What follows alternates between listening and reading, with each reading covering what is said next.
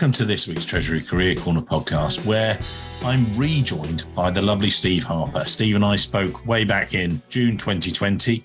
We are 2 years later. We decided to bring the world up to date of Steve and the world of Treasury and the things that have happened in the two intervening years, quite a few things. He was originally then at NIDEC Europe.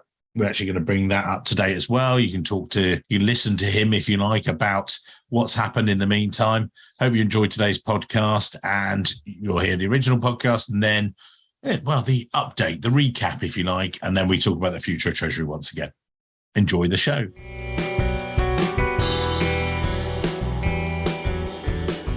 This week's show, joined by Steve Harper, General Manager, Treasury Europe at NIDEC Europe. Now, some people might not know NIDEC. NIDEC are an integrated sales company based in the Netherlands, comprising NIDEC Servo, Techno Motor, basically centered around communications, home appliances, industrial equipment. So, sort of a specific niche group, as it were, but very international and everything else. I'm actually going to get Steve, as usual, to explain a bit more about NIDEC later. Steve and I have known each other for many years. We were just talking before the show, and I've spoken a couple of days ago. A lot of the guys I interview on the show, in the US, for instance, they'll start out in banking and they'll make a move into corporate treasury, discover it through their clients and so forth. A lot of UK and European guys tend not to. They go straight into corporate treasury or accidentally move into it and stuff. Steve's slightly unusual in that regard. He started off in banking treasury, or banking rather, in the UK, before discovering the wonderful world of treasury. Steve, as always, enough from me. Perhaps explain how you started off your career, if you would, and then let's go all the way through to now. Over to you, sir. Yeah, thanks, Mike. So, I think sort of after university, I sort of probably fell into banking as opposed to, seeking it out, but realizing that, it was a very solid, good founding sort of as to my basic finance knowledge, if you wish. But I soon found that the UK banking sector was rather limited in what it was trying to achieve with its so-called graduate management trainee programs. And so I moved across through a number of American banks and then through into American bank commodity houses. So when you find yourself in that situation in the early 90s, it was a relatively dangerous place to be. But having sort of gleaned a fairly wide experience through the sector, I actually decided to move into corporate. And I made a very strong commitment to myself to move abroad. That being said, I jumped in a car, and back then I took the ferry and I went to Europe, and I sought out what I hoped would be a viable opportunity. That was, back in the day, that was Merck Sharp and Dome, MSD. They were based in Belgium and then subsequently in the Netherlands.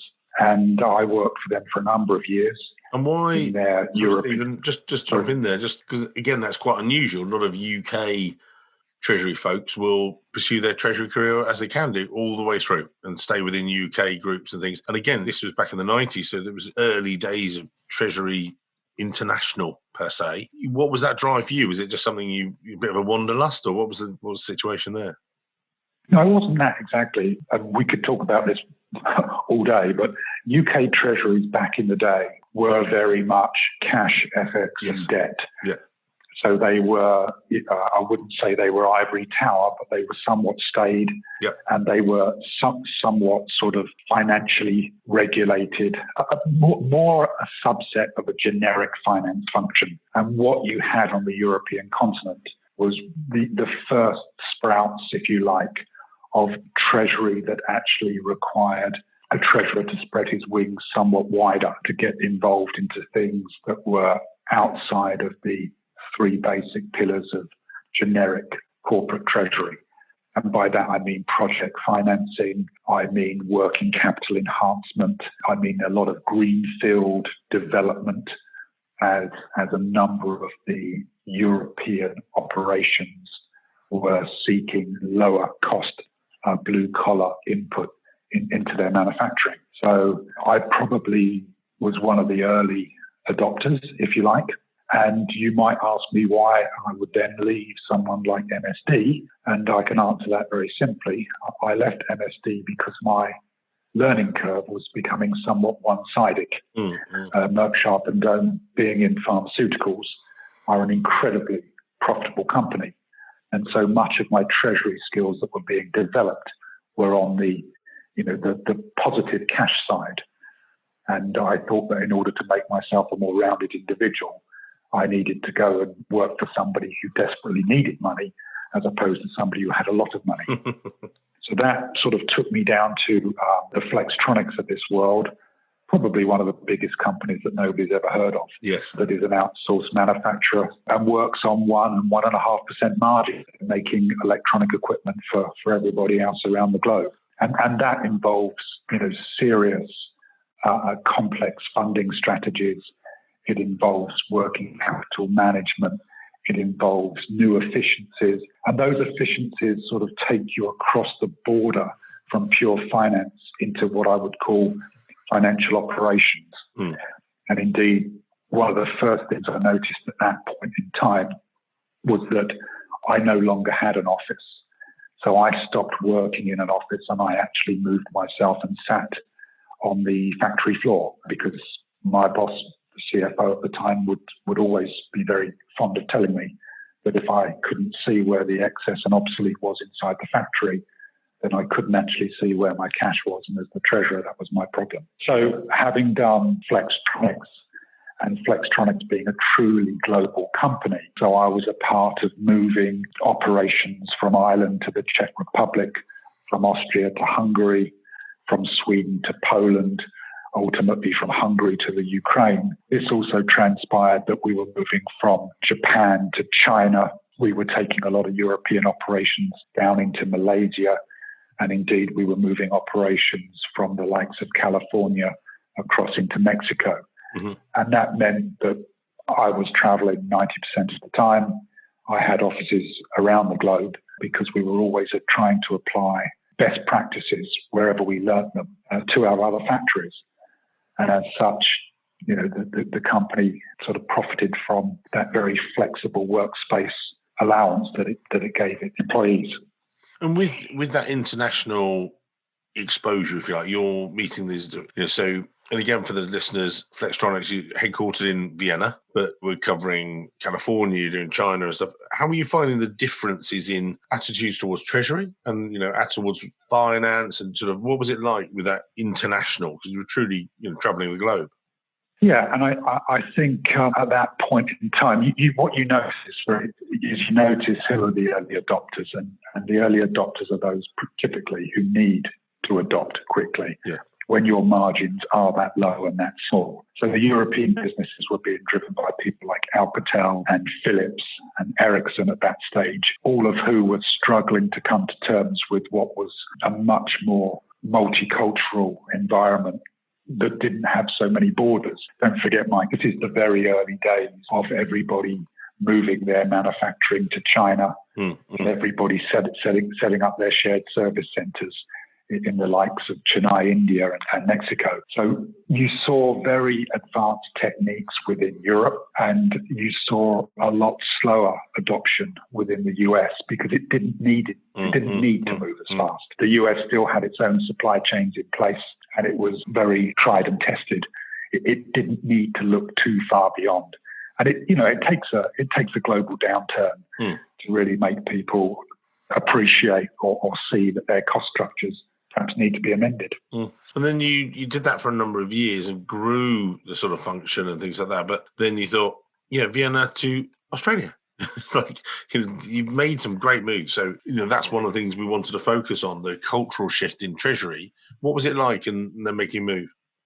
Yeah, so that was an interesting one for me because obviously I'd been at sort of the cutting edge of what Treasury had to offer because, as I said, the margins were so low. I mean, without being unkind to Australia was running about 7 or 8 years behind the likes of California and Europe at that stage. And I was asked to go down there to the world's largest packaging company. And Australia is a huge continent by itself, but it still was looking very much at Australian customers. It had 4 banks that were all A-rated. It was safe, it was rich, and it was somewhat stagnant. Now, ultimately, if you're going to remain more than just one of the shining lights of the Australian pension funds, you need to move and adapt. And one of the things I needed to do was to take what Australia had, effectively move it to Europe to create a European Treasury Centre so that the changing dynamics of the business had the infrastructure there to cope with it when it arrived. So I went down to Australia, taking with me basically experience that was maybe 5 or 6 years ahead of what they had. This was at a time when Australians typically did Australian bond issuance. They didn't do private placements. They didn't do Swiss private high net worth individual borrowing. They didn't even consider really issuing money in anything other than Australian and perhaps occasionally looking towards the US dollar. But that meant that their underlying assets weren't really being adequately mirrored by the financing they had in place. It was an out-of-date loan portfolio that they had that needed to sort of be updated and revised, and the maturity profiles sort of reset, if you like. How did you find the teams different? Because by this stage, you'd gone UK, you'd gone Vienna, in Austria and certain cultural things, but then exposure to other areas. Then you're in Australia. What was the Treasury teams like? Because then also wanted to sort of pick on that with then the move back to Switzerland sort of thing. So, just go through the sort of the team culture sort of move. When I first started out, particularly sort of Belgium and the Netherlands, you're never going to find just people from Belgium or the Netherlands. You're going to find Spanish, French, Germans. You're going to find everything. So it's very multilingual. It's a different facets of experience. If you think that a lot of European colleagues go to technical universities as opposed to purely, learning economics or accounting or finance, so you get a different skill set. You probably get a lot stronger analytical base, but you probably get a slower development chart. And what I mean by that is a lot of my male colleagues would have done either military service or its equivalent. The overseas educational structure sometimes starts later and finishes later, particularly in the German-speaking world. So you find more mature, more technically able individuals who perhaps have less experience than you might be used to. So it's a different fit. When you get down through Asia, and with Flextronics, my offices were in Vienna, they were in Brazil, they were in the US, and they were in Asia. And you get different people everywhere. Probably the hardest region to work is Asia, and that's purely cultural, where people are, incredibly polite, relatively subservient, probably have worked through one company for most of their working career. So you don't get the sort of bounce back that you would find in an American or a European workplace where people are very forward at offering their opinion. So they're more reticent. So it's harder sometimes to read the group. In Australia, you get 100% Australian workmates. Yeah, but what's an Australian, right? Because effectively that means they're an Australian Greek, they're an Australian Italian, they're an Australian German, an Australian English. So you get the underlying culture, but you don't, it's not immediately obvious. Yeah. The security of the environment in which they work means that people are less committed to the company and more committed to their career path. I would say that, Mike.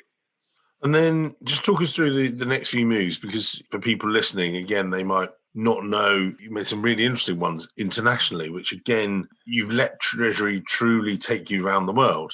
I remember when I first ever started in Treasury recruitment, I liked the idea of maybe you could take us to different conferences, with wife and kids and things like that. And it truly has. We then established a business we did a lot of stuff in Asia Pacific. That market went down. Our US business is flying. And so, again, I do a lot of speaking when it's not cancelled from various viruses and things like that. But, we've had, I was due to be doing Texas, Chicago, New York. And we will do a lot of those speaking gigs later on in the year. But the great thing with Treasury, it's a truly international language. International language of Treasury. I love that one. With you. Write that down. Yeah, I'll copyright that quick. So with yourself, and as you walk through, you sort of went, you did Melbourne, Australia, Switzerland, Australia, back again. Was it just for the air miles? What's going on? Yeah, obviously, nothing beats a good 26-hour flight, right? Yeah, exactly.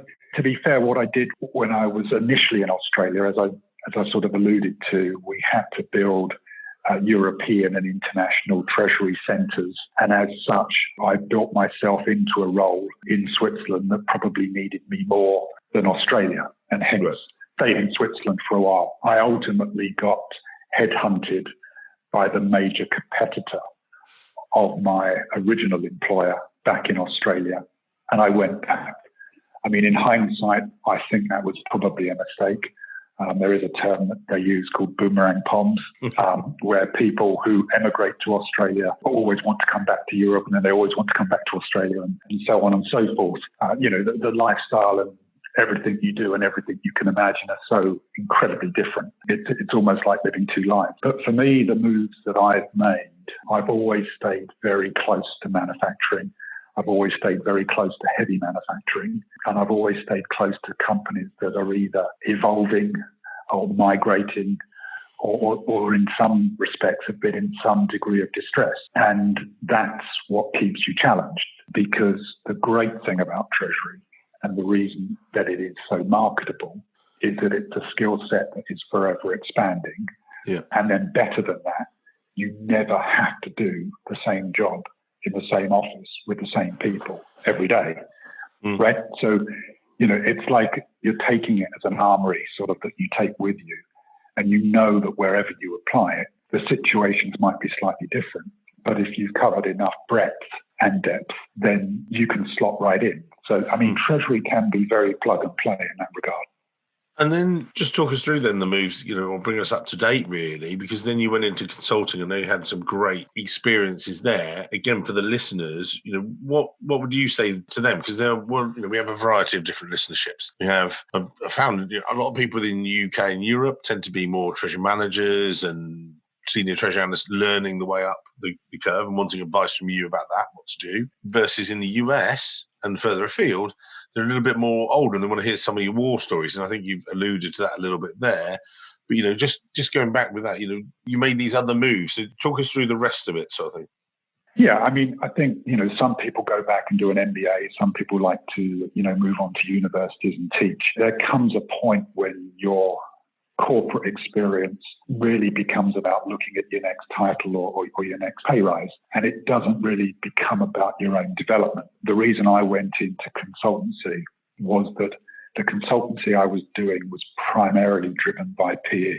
And the great thing about private equity is that you're basically either doing an acquisition or you're doing a divestiture, or you're doing a health check on a company that's already within their portfolio. So it's very short, it's very punchy. In many respects, the things that you would do in a corporate treasury over an 18-month period, you're doing within a PE-backed owned company within a matter of 6, 8, or 10 weeks.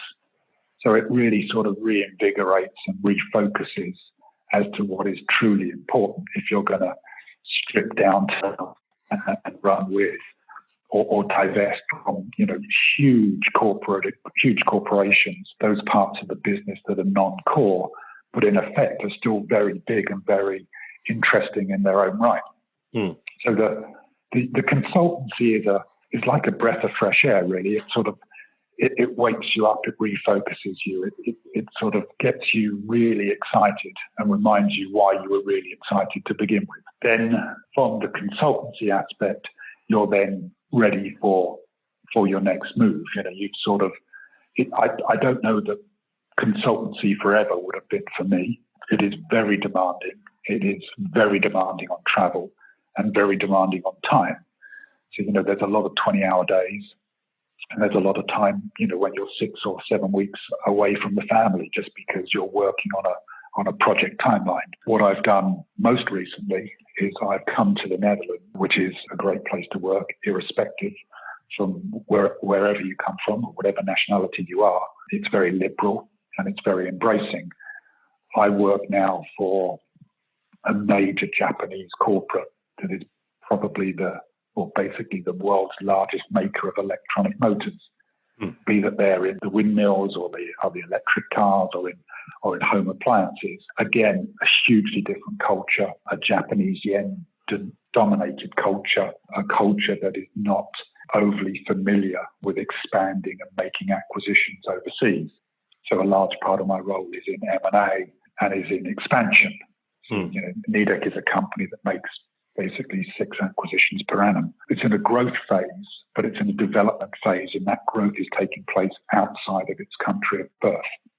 And, with yourself and springboarding from that experience, what would you be saying to people? We're facing challenging times around the world, and, people are, saying, oh, this virus and everything else. And the Treasury's prepared for it, and this is what you do. You guys spend your days, looking at planning for situations. Then they come up and, oh, hang on, press the button sort of thing. Now, I know that you've used all that stuff in your back pocket, if you like, but then bringing it to the fore, you and I spoke before that it's much more about integrating with the CEO, CFO, COO, and things like that, and bringing the Treasury to front and centre. How have you done that, and what have you used from your past experiences to do that? It's a very good point. I would say, Mike, that even 10, 15 years ago, Treasury was always a subset of finance. And when you sort of read an advertisement, perhaps coming from yourself, it would have said that, you had this cross-fertilization with tax and accounting and finance. And I think that's no longer the case. I think very much now my cross-fertilization, to use a term I don't really like, but is with procurement. It's certainly within sales. It's certainly within inventory management. And I think that the corporate treasurer has become a corporate crossover into operations. I mean, if you look at where, it's very hard to find an area now where you can really make a huge difference. Now, once upon a time, it would have been securitization. It might even have been receivables factoring. Now people look at the supply side. Everyone's very concerned with the supply chain. Everyone's very concerned with inventory management. A lot of the accounting changes have made some of the more exotic solutions a little more unpalatable. So you really have to work with, the guys in departments that you once might never have thought about visiting in order to get Treasury up to date. I look at excess and obsolete inventory numbers. I look at inventory turns. I look at inventory breakdown as to whether or not it's raw material, work in progress, or finished goods. I look at logistics. And when and that all brings in commodities, so commodities are a much, much bigger part of the Treasury portfolio than it ever used to be. There's very few things that are manufactured out there that don't have copper, zinc, or aluminium in them. There's a lot of people looking at their footprint. So, whether or not transportation costs are something that you should be taking into account. And ultimately, when you're in manufacturing, I think that people look at you now as to the footprint that you leave. Mm. So I think you and I both know, Mike, that very soon the likes of your S&P and Moody's ratings will take into consideration your green footprint, not just your financial footprint. And so, when I'm looking now to issue bonds, I go straight to the green bond market. I don't go anywhere else because the green bond market allows me to assist the company in other ways in terms of how it's perceived or how it promotes itself. And we're just very lucky that being in electronic motors, we qualify in a number of those categories to be able to issue that. Mm. But it's important, yeah. So let's look at you for a moment, and just on that, just as we wind up today's show, looking at the future for Treasury, that was a nice segue, actually. We didn't actually do it on purpose. But, where do you see the sort of future Treasury? You touched there on the sort of green stuff coming in, but what other things are you thinking? I sometimes say on various shows that the CFO is using the Treasurer as their scout, pushing them forward and things like that. Is that something that you see yourself, or is that, what are you seeing the future role of the Treasurer, as it were? It's a good one. I think if I could answer it in two ways. Number one, it depends on your CFO. It depends whether or not you have an inward-looking CFO or an outward-looking CFO. A lot of CFOs are either ex-treasurers or frustrated treasurers, and a lot of CFOs are accountants who don't want to be overly involved in Treasury. What I would say is that I think treasurers are becoming more involved in the business per se. A really good example of that would be customer contracts and supplier contracts. Once upon a time, they would have just passed you by. Yeah. But now, of course, you're looking for embedded derivatives. You're looking for whether or not you're purchasing in the right currency. Are you moving the foreign exchange exposure to the level or to the counterparty who's best able to cope with it? So you think it's very normal that you're charging your suppliers in dollars. Well, if you charge them in renminbi, would it be a more advantageous price to you? Would it remove some of the pressure of the foreign exchange exposure on the supply chain? So you're becoming much more integral to customers you take on, the suppliers you take on, the supply chains that you're building. And I think that's a good thing because we may as well be blatantly honest, Mike. And I would say that, what used to be the three pillars of Treasury, cash, FX, and debt, they're not that complicated. If you learn them, you know them. Yeah. And the interest factor that surrounds them, albeit you might be implementing a new treasury management system, or you might be managing a very large risk portfolio, and those would be specific treasurers. I think the widening of the remit into the business is good.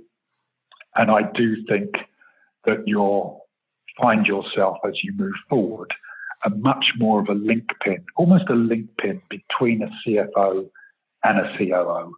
And that probably, if we're going to approach an end to this conversation, makes a much more attractive future for what is deemed to be a corporate treasurer.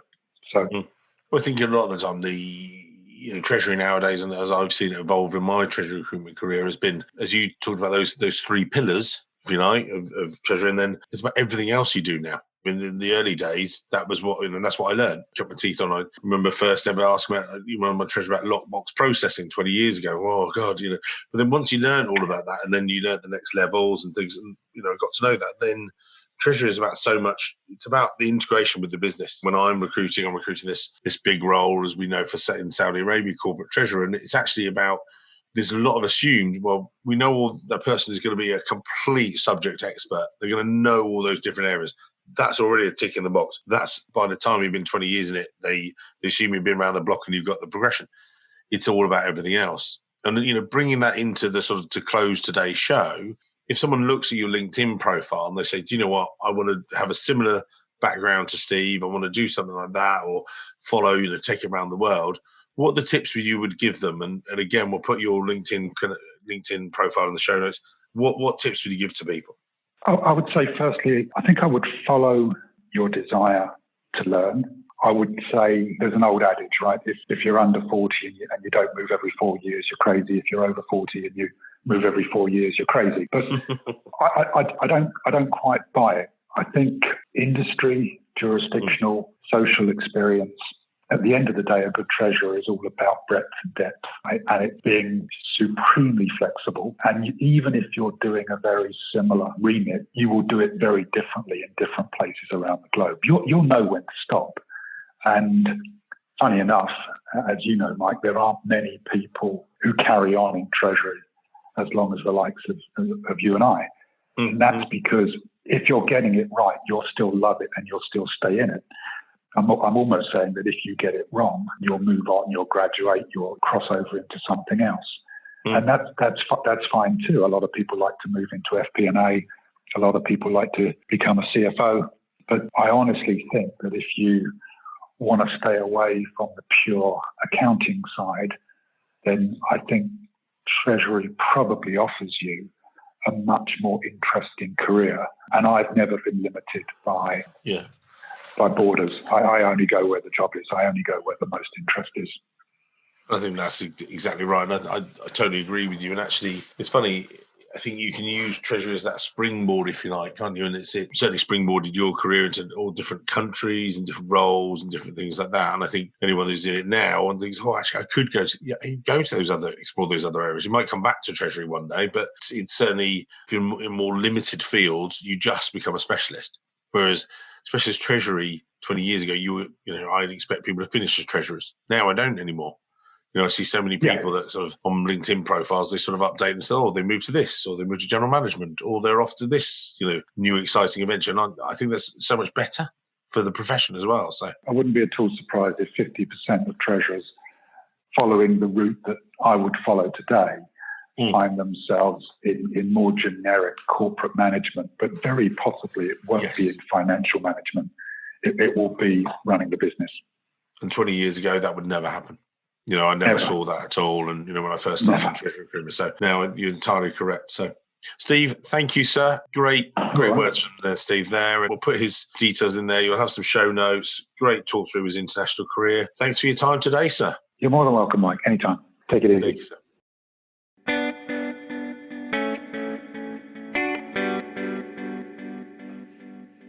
So I hope you guys enjoyed that amazing conversation with Steve. Now, wow, we had that back in June 2020. So as I sit here, that's 2 years ago. I wonder what's happened since then. Just a couple of million things. When Steve, as you heard, was with NIDEC, he was based in Europe, and I've got Steve back on the line. It's amazing. Good friends. I'm looking forward to this update show, if you like, but it's more also a springboard show, if you like, because Steve's rejoining us. He's now with Teva Pharmaceuticals. I'll get him to explain who they are, where they are, but they're over in Israel and lots of different changes.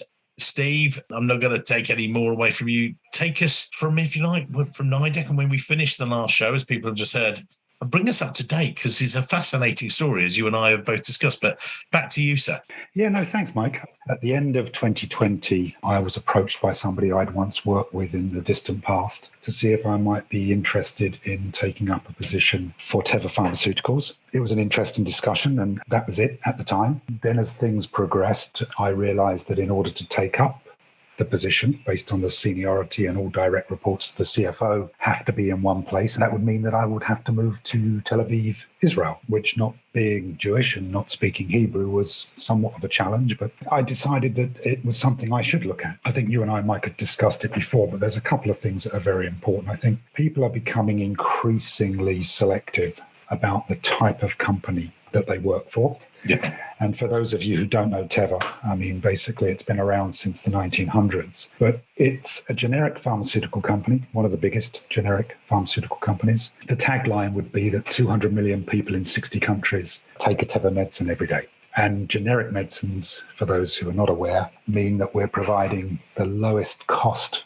medication to the world's widest populace. Yeah. It sits well with me as to what they were trying to achieve. And I thought, well, that's an interesting journey in itself. Yeah. And the second thing is, when you've done Treasury for as long as I have, I mean, you need to know that there's something there that's really interesting. And this was a company that came with a history of some litigation that ran through about 2016. It had once been one of the doyens of the Israel commercial sector. It had gone through tough times and transformations, but really it was the very start of large manufacturing companies joining the journey of ESG. Yeah. So joining the green journey, as it were, and my role was meant to be pivotal in that direction. And Steve, it's a heck of a move from the Netherlands to Israel. You and I have talked about this. You've been there over 18 months now. So there's the transition to that, but also the transition in terms of Treasury per se, and Treasury transcends the globe. We know it's an international finance discipline and everything else, but the listeners today, if they get a knock at the, and say, oh, look, we've got this opportunity, they might, well, I'm not sure about that, but you've told me some amazing things about the company and the location. Can you just tell the guys why they should consider it? You know, I think, number one, you never want to stop learning. And number two, if you're able, you should utilize the fact that the cross-fertilization of skills, wherever it might be, is always going to be of benefit. Now, for those of you with young families, if they're very young, take the opportunity and go. I took my kids on the road before the ages of about 9, 10, and, it never did them any harm. If you've got kids in exams, of course, you're not as mobile. But if the opportunity comes along, what you will learn about Treasury in China, let's say, in trust loan structures, what you will learn about Treasury in Japan, with a restrictive regime on how you move money cross-border, what you'll learn in Russia, what you'll learn in the United States, Brazil, and so the list goes on. You will always learn something that you can apply somewhere else. And one of the things that I swear by in Treasury, it's never enough to actually know about it. You actually have to have done it. And I think most CFOs will make the remark that the weakness in their senior management organization is that people in senior roles can only bring to the job that which they're currently doing. Right. Whereas the most important part is that where they've been before? And with yourself, this transition, this sort of development of the group, exactly as you talk about, very successful group over many years. And you and I, we'd had this pre-discussion recently about the fact that you come in and you've linked, and everything is linked to ESG. Now, I was talking to someone actually just today, and they were saying that they were at a conference and they were the moderator, and there were a number of challenging questions coming up on the screen, and they had to be careful about how they went to the audience, how they answered some of these, because some of the questions weren't appropriate or weren't prepped, so they didn't want to just spring it on someone and sort of things like that. But you have really deep dove in that area and everything else. Can you explain to the audience how that, again, has shaped it? Because everything that you're doing seems to involve it. Yeah, no, I think that's fair. I think, number one, Teva carries a fairly sizable amount of debt, which means we are frequent visitors to the bond markets. Frequent, I would say, every 2 years. And we make sure that we proactively address our upcoming maturities of our debt portfolio towers, if I can put it like that. Yeah. And I think when you're on an ESG journey, the company has to be on a journey anyway. We're a manufacturing company. Obviously, our greenhouse gas emissions and our other component parts of the journey are well known. Holistically, if you look at how you fund your organization, for every X dollar that's available to you, there'll be an X plus a Y component available to you should you meet certain ESG criteria. Yep. That is, the banks and the bond investors have bigger buckets of cash if you meet the criteria. I would go as far to say that if you're trying to raise money in the European markets and you're not compliant on an ESG journey, you will be restricted by many of the investors who cannot have you in their portfolio. I would also say that whilst speaking to me 12 months ago, I would have said the USA is 5 to 7 years behind. Speaking me today, I'd say they're about 18 months behind. Wow. And being a 50-50 debt raiser of dollar and euros, you are seeing the US play catch up. You are seeing the rating agencies want to build your ESG credentials into your generic credit rating. You are seeing your banking partners demanding to see your ESG credentials or criteria. So it was a natural move. But for a company that's non-investment grade, based in Tel Aviv, that raises most of its revenues in North America pharma, to try and raise 5 billion ESG linked, it was unheard of. And I'm glad we did it. And subsequent to doing it, I put a stake in the ground for all future bond issuances. Only a few months ago, I actually linked my revolving credit facility renewal to subsets of the same criteria. So I've made the company's entire financial viability going forward dependent on it being a good corporate citizen, if we can put it like that. We definitely can. And from that, if I can ask, you're a global multinational. We've got people listening today that may be with much smaller organizations and everything else. And just when you were talking, saying it's all linked to ESG, we're a smaller recruitment company, very specialist and niche and everything else. We don't necessarily have an ESG policy because we do what we feel is right, and we try and do our bit, if you like, but in a micro scale. But it sounds like, we have a diversity inclusion policy. We have all those different things. But it sounds like it's sort of going to cascade downwards as well. I mean, when you're listening today, you've talked about, and they really impressed me, and I went away thinking, crumbs, everything that Steve's doing has got that ESG element. And it's not just the words of it. You and I, we had a much lengthier conversation than we're going to have today. But again, do you think, as you see, the US is 8 years and then boom, they've caught to 18 months and will, catch up and go further? What are you thinking as well? Is there anything that people should be doing as they're listening today?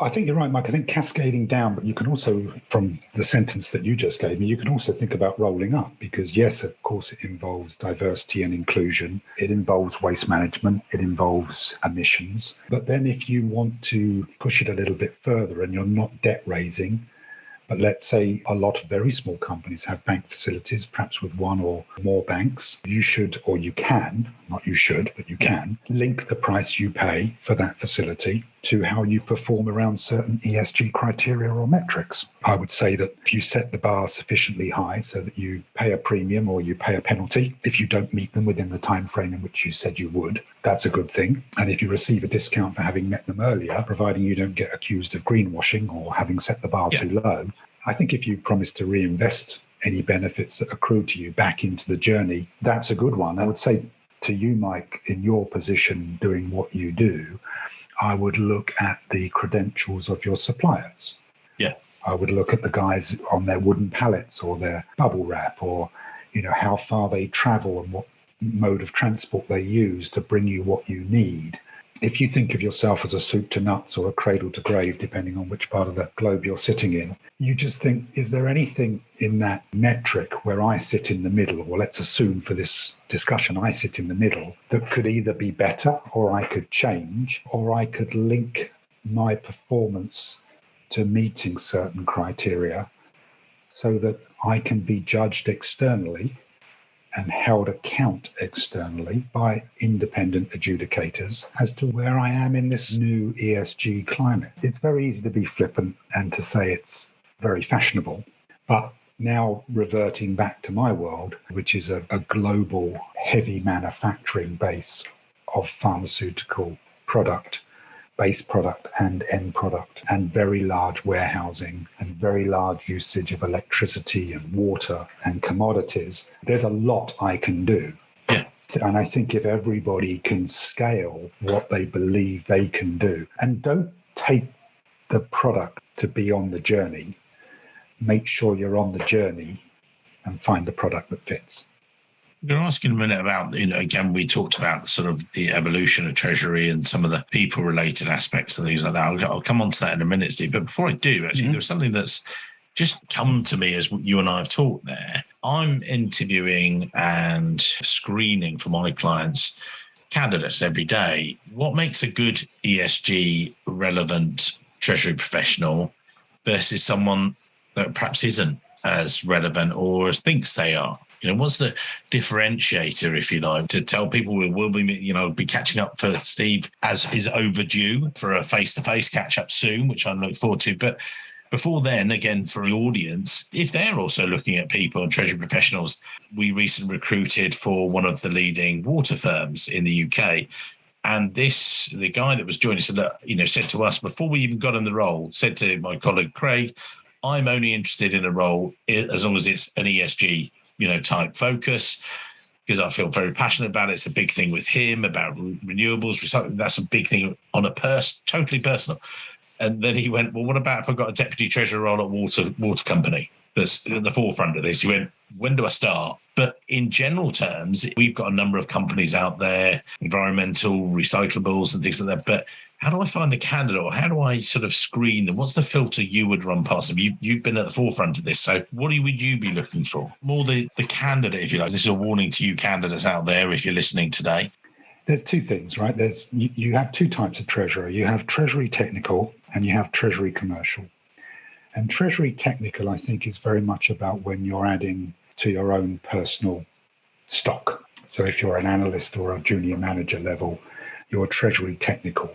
You're learning all the base skills that you need in order to do treasury. Now, once you've done cash management and foreign exchange exposure, that sort of ticks the box in I can be a treasurer. And then, of course, you move into risk management and you move into insurance and you move into investor relations and you move into what makes you a corporate treasurer as opposed to a company treasurer.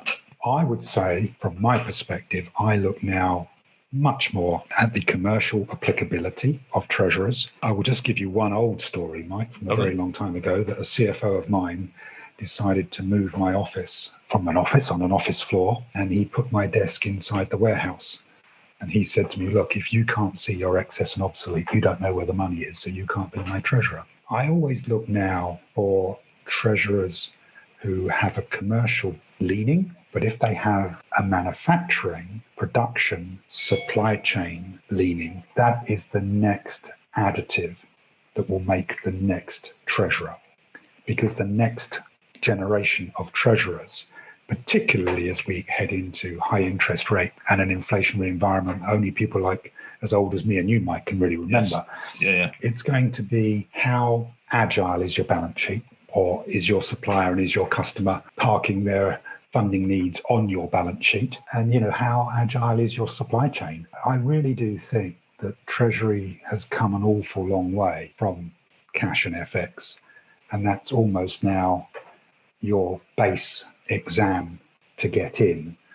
But it's certainly not what interests me when you sit across the table and I interview you. It's much more your passion for the wider concept, because you know that Treasury is affected by logistics, Treasury is affected by the supply chain, Treasury is affected by customer contracts, embedded derivatives. It's a bigger world out there. I would sooner take a generalist and make him a Treasury person than try and take a Treasury person and make him applicable. I do hope that doesn't mess up your recruitment. The good thing is I also get then the generalists wanted to come into Treasury and if they've got the relevant skill set, but it's sort of, and following on from that, one of the things here, and again, if the guys that haven't listened to this, the question I was then going to push was, how are you prepared as a Treasury professional for this new world?